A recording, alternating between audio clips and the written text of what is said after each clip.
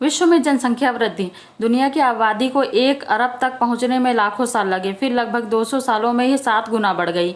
2011 में वैश्विक जनसंख्या 7 अरब के आंकड़े तक पहुंच गई। 2021 में यह लगभग 7.9 अरब थी और 2030 में इसके लगभग 8.5 अरब, 2050 में 9.7 अरब और 2100 में 10.9 अरब तक बढ़ने की उम्मीद है। यह नाटकीय वृद्धि मुख्यतः प्रजनन आयु तक जीवित रहने वाले लोगों की बढ़ती संख्या के कारण हुई है और इसके साथ ही प्रजनन दर में बड़े बदलाव, बढ़ता शहरीकरण और तेज प्रवास भी हुआ है। इन प्रवृत्तियों के कारण आने वाली पीढ़ियों पर दूरगामी प्रभाव पड़ेंगे। हाल के दिनों में प्रजनन दर और जीवन प्रत्याशा में भारी बदलाव देखे गए हैं।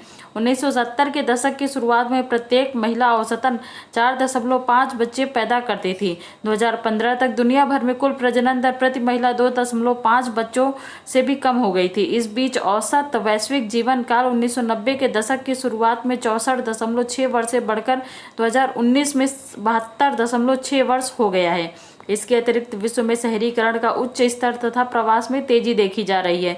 2007 पहला वर्ष था जिसमें ग्रामीण क्षेत्रों की अपेक्षा शहरी क्षेत्रों में अधिक लोग रहते थे तथा 2050 तक विश्व की लगभग 66% जनसंख्या शहरों में रह रही होगी। इन महाप्रवृत्तियों के दूरगामी प्रभाव हैं। ये आर्थिक विकास, रोजगार, आय वितरण, गरीबी और सामाजिक सुरक्षा को प्रभावित करती है। ये स्वास्थ्य सेवा, शिक्षा, आवास, स्वच्छता, जल, भोजन और ऊर्जा तक सार्वभौमिक पहुंच सुनिश्चित करने के प्रयासों को भी प्रभावित करती है। व्यक्तियों की जरूरतों को और अधिक स्थायी रूप से पूरा करने के लिए नीति निर्माताओं को यह समझना होगा कि इस ग्रह पर कितने लोग रहते हैं, वे कहाँ हैं, उनकी आयु कितनी है और उनके बाद कितने लोग आएंगे। अब देखते हैं इस टॉपिक से संबंधित प्रश्नोत्तर। प्रश्न: विश्व में जनसंख्या वृद्धि, इसके कारण तथा प्रभावों की चर्चा विस्तार पूर्वक कीजिए। 150 शब्दों में।